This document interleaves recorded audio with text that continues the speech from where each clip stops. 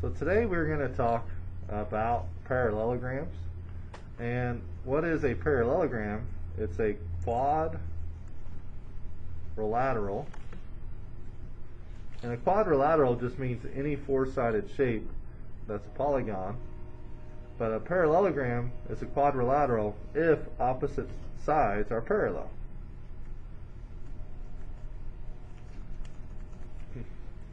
So here's an example. Notice that PQ and RS are parallel because of the symbol, and QR and PS are also parallel because they have this symbol.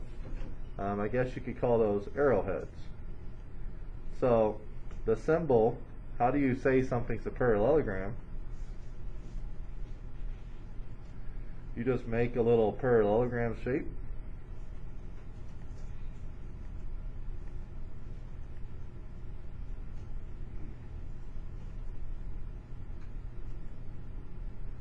So if you see something like that, assuming that those are a little bit better looking, you would read that as parallelogram PQRS. So if you put a little parallelogram in front of it, that means parallelogram. So here are some properties of parallelograms. Parallelograms have congruent sides.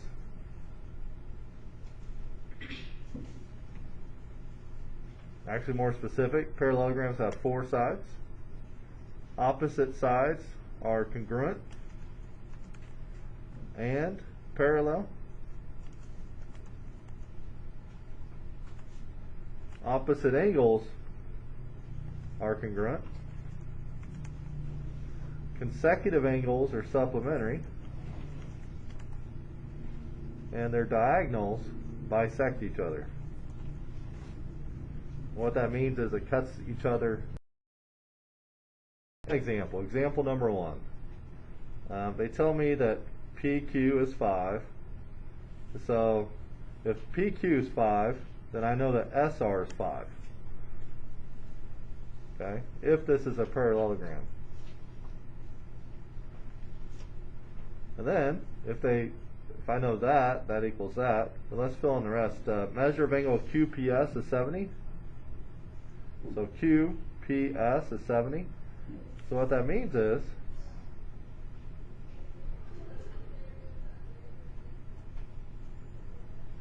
this angle QPS,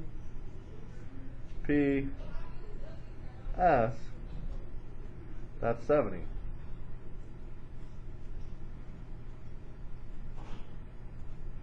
This is 70 degrees.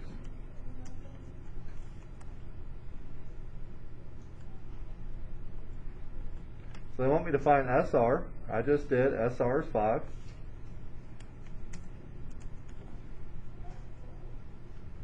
ST. So what is ST? Well, we just said that the diagonals cut each other in half. So ST would equal TQ. So if that's 3, then that would be 3.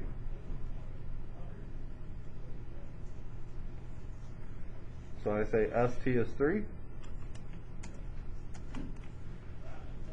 Find the measure of PQR. PQR, the total angle. Well, if this is 70, then PQR, those have to add up to 180, so PQR would be 130. So I'd say the measure of angle PQR, 130 degrees. And then find the measure of QRS. QRS, remember we said opposite angles are congruent, so it would be 70.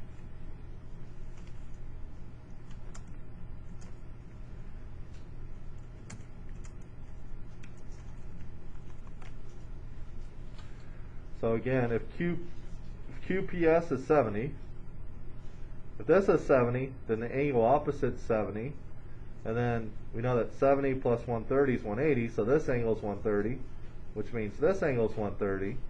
Diagonals cut each other in half, so if this is 3, that's 3.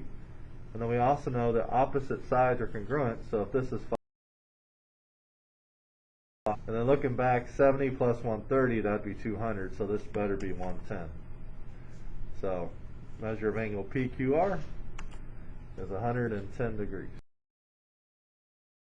Alright, so we know PQRS is a parallelogram. Find X. So here's X, and find Y. So first thing I would do is I would recognize that PQ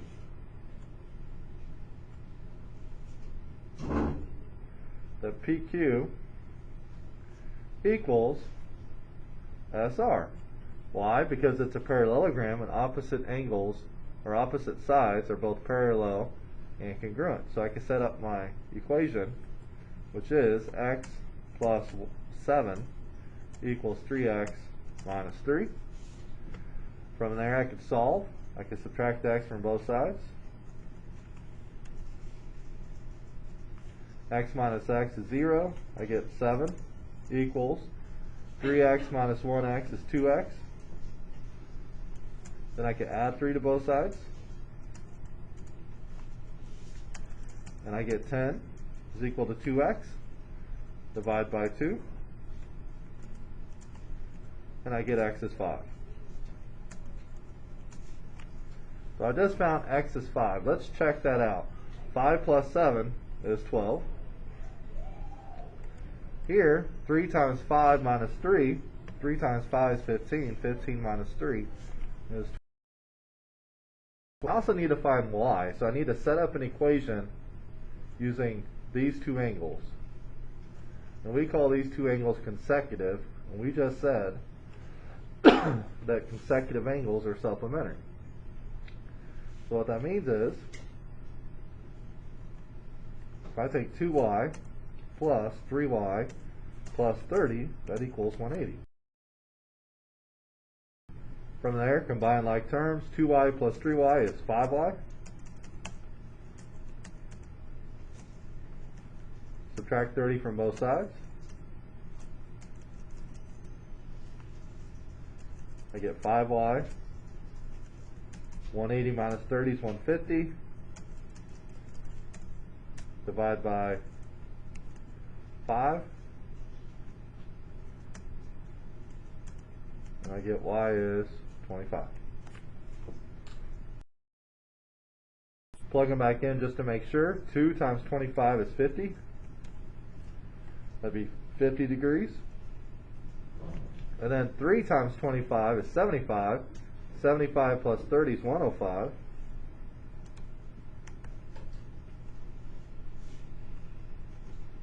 And those do not add up to 180, so something's wrong here.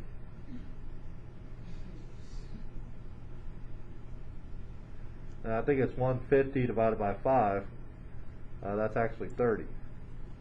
So it's good that we're checking our work. 150 divided by 5 is 30. Now when I plug this in, 2 times 30 is 60. 3 times 30 is 90. 90 plus 30 would be 120. And those add up to 180. So it's always a good idea to check your work so that you can make sure that those do add up to 180. Alright, so this is a parallelogram. Let's say FG is 5. I always measure things. So if this is 5, that's what they tell me. GK is 3. So GK right here is 3.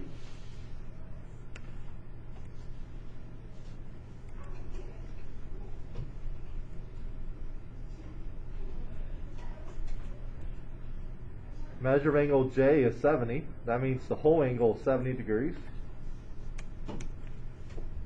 Find the indicated measures. JK. Well, JK is right here. One of the properties of a parallelogram is that the diagonals cut each other in half. So if that's 3, this has to be 3. So I say JK is 3. JH, that's the bottom. The property is that opposite sides are both congruent and parallel. So if this is 5, this is 5. So JH is 5. Measure of angle G, the whole angle. Well, if this is 70, one property of a parallelogram is opposite angles are congruent. So this would be 70. then the measure of angle F, the whole angle, if this is 70, we know that these are called consecutive and they add up to 180, so F would be 110. So I'd say measure of angle F, 110. So I know this is a parallelogram because this side is parallel to this side is parallel to this side by the notation. They want me to solve for X and then find the angle W and Y. Well, I know that this angle and this angle are what we call opposite angles, and opposite angles are equal. So I know that 3x plus 18 equals 4x minus 9. From there I solve for x minus 3x on both sides. I get 18. 4x minus 3x, just 1x or just x. X minus 9. Add 9 to both sides. And I get 18 plus 9 is 27. So solve for x. I did the first part. Now find the measures of angle W and Y. So W would be 3 times 27 plus 18. If you punch that in your calculator, you get 99. So I'd say angle W 99 degrees. And then if I plug, I'm going to guess the angle Y is also hopefully 90 degrees, or 99. If I plug that in my calculator, X is 27. 4 times 27 minus 9. I also get 99 degrees. So angle Y is also 99 degrees.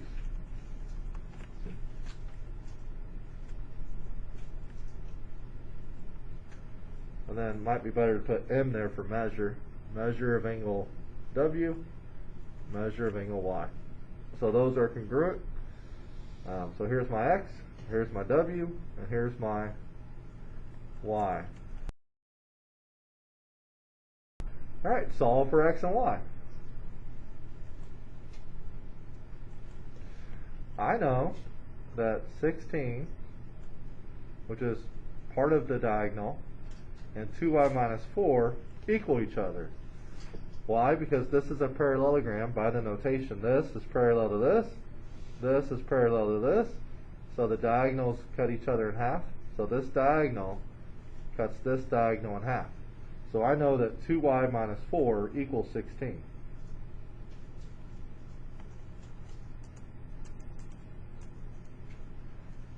If I solve that, I add 4 to both sides. I get 2y is equal to 20. Divide by 2. And I get y is 10. Just checking my work. 2 times 10 is 20. 20 minus 4 is 16. So that works. Now, the opposite's true.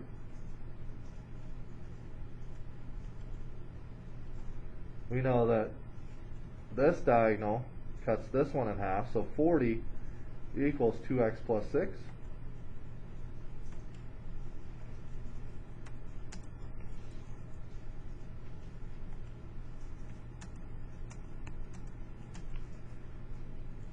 From here, I would subtract 6 from both sides.